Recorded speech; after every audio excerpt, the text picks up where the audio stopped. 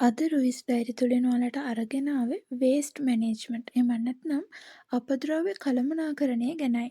මුලින්ම අපි බලමු අපද්‍රව්‍ය කියලා කියන්නේ මොනවාද කියලා. මිනිසාගේ හෝ කාර්මික කටයුතු නිසා භාවිතා කිරීමෙන් පස්සේ අනවශ්‍යයි සිතා ඉවත දමන ලද තවදුරටත් ප්‍රයෝජනයට ගන්න බැරි හෝ ආර්ථිකමය වටිනාකමක් නොමැති ද්‍රව්‍යයන් වලට තමයි අපද්‍රව්‍ය කියලා කියන්නේ.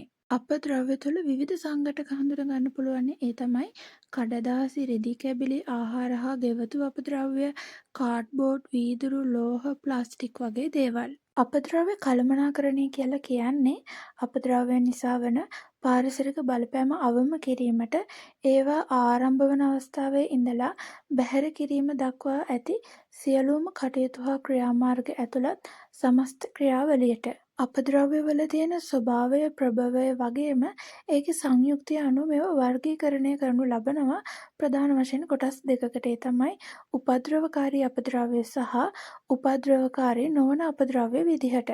උපද්‍රවකාරී අපද්‍රව්‍ය යටතට කාර්මික අපද්‍රව්‍ය, සෞඛ්‍ය සේවා අපද්‍රව්‍ය වගේම විද්‍යුත් හා ඉලෙක්ට්‍රොනික අපද්‍රව්‍ය වගේම පරණ ගෑස් ටැංකි රසදිය අඩංගු උපකරණ වගේ ගෘහස්ථ උපද්‍රවකාරී අපද්‍රව්‍යද අදාළ වෙනවා.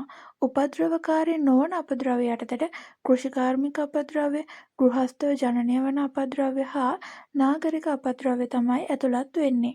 අපද්‍රව්‍ය වල ස්වභාවය අනුව ඒවා ඝන අපද්‍රව්‍ය, ද්‍රව අපද්‍රව්‍ය, වායුමය අපද්‍රව්‍ය වගේම කාර්මික අපද්‍රව්‍ය විදිහට වර්ගීකරණයට ලක් වෙනවා. ඝන අපද්‍රව්‍ය කියලා කියන්නේ එදිනෙදා මානව ක්‍රියාකාරකම්, නිවාස, කර්මාන්ත හා ආයතනයන් මගින් ජනනය වන තවදුරටත් ආර්ථිකමය වටිනාකමක් නොමැති යැයි සලකා ඉවත දමන ඝන තත්ත්වයේ පවතින ද්‍රව්‍යයන් වලට.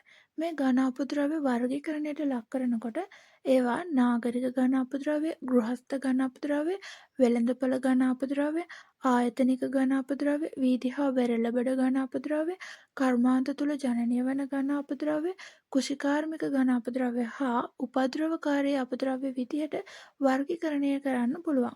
ඝන අපද්‍රව්‍ය පරිසරයට එකතු වීම හේතුවෙන් ඇතිවන අහිතකර බලපෑම් මොනවාද කියලා බැලුවොත් එහෙම ඒ අතර ස්වභාවික සෞන්දර්යයට බාධා ඇතිවීම, මීතේන් වගේ හරිතාගාර වායු නිපදවීම නිසා එය ගෝලීය උණුසුම ඇතිවීමට හේතුවක් වෙනවා. ඒ වගේම තමයි භූගත ජලය දූෂණය වෙනවා, දුගඳ හමන වායුන් නිපදවීම, පොලිතින් වගේ දේවල් සතුන් ආහාරයට ගැනීම නිසා ජෛව විවිධත්වයට මේ හානිය සිද්ධ කරන්න බලපෑම් කරනවා. කෘමීන් හා කෘන්තකයන්ගේ ව්‍යාප්ත වීම වගේම මදුරුවන් බෝවීම වගේ දේවල් ඇති වෙනවා. ද්‍රව අපද්‍රව්‍ය කියලා සැලකෙන්නේ නිවාස, කර්මාන්ත, රෝහල් හෝ කෘෂිකාර්මික කටයුතු වගේ විවිධ මූලාශ්‍ර වලින් බැහැර කරනු ලබන ජලය හෝ වෙනත් ද්‍රව්‍ය මිශ්‍රිත අපද්‍රව්‍ය වලට. එතකොට මේ ද්‍රව අපද්‍රව්‍ය නිසා පරිසරයට ඇතිවන අහිතකර බලපෑම් ගැන බැලුවොත් එහෙම බැරලෝහ අඩංගු නිසා පස හා ජලය දූෂණය වීම, ජලාශවලට මුදා හැරීම නිසා ජලජ ජීවීන් විනාශ වීම, ජලයේ නීල හරිත ඇල්ගි වර්ධනය වීම වගේම ගෘහාශ්‍රිත ජල ප්‍රභවයන්ට එකතු වීම කියන අහිතකර ප්‍රතිවිපාක හඳුනා ගන්න පුළුවන්. වායුමය අපද්‍රව්‍ය කියලා කියන්නේ නිෂ්පාදනය, සැකසීම, ද්‍රව්‍ය පාරිභෝජනය, ජෛව ක්‍රියාවලි, ඉන්ධන දහනය වගේම නාගරික කැලි කසල ආදිය මගින් පිටවන වායු ආකාරයේ අපද්‍රව්‍ය වලට.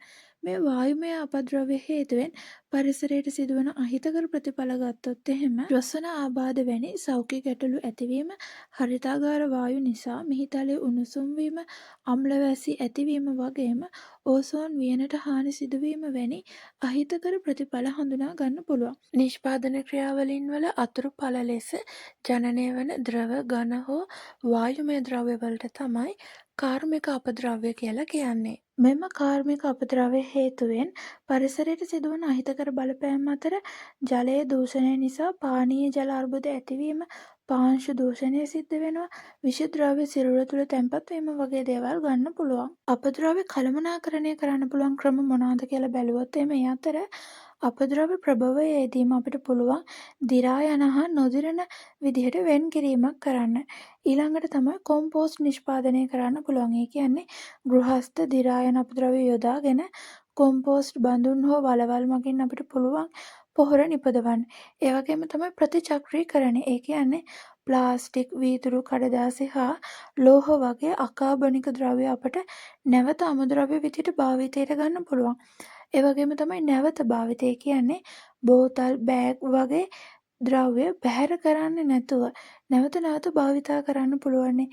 ඊළඟට තමයි අපද්‍රව්‍ය අවම කිරීම. ඒ කියන්නේ අනවශ්‍ය ද්‍රව්‍ය මිලදී ගැනීමෙන් වැළකීම හා අපද්‍රව්‍ය උත්පාදනය අවම කරන්න පුළුවන්. ඒ වගේම තමයි ජීව වායු ඒකක. ඒ කියන්නේ මුළු තැන්ගේ අපද්‍රව්‍ය යොදාගෙන ඉන්ධන හා පොහොර ලබා ගන්න පුළුවන්.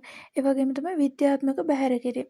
මේ දේවල් තුලින් අපිට පුළුවන් අපද්‍රව්‍ය කළමනාකරණය කරන්න. අපද්‍රව්‍ය කළමනාකරණයේදී භාවිතා වන 3R සංකල්පය කියන්නේ මොකක්ද කියලා ගත්තොත් එහෙම reduce කියලා කියන්නේ අවම කිරීම. reuse කියන්නේ නැවත භාවිතා කිරීම. recycle කියලා කියන්නේ ප්‍රතිචක්‍රීකරණය.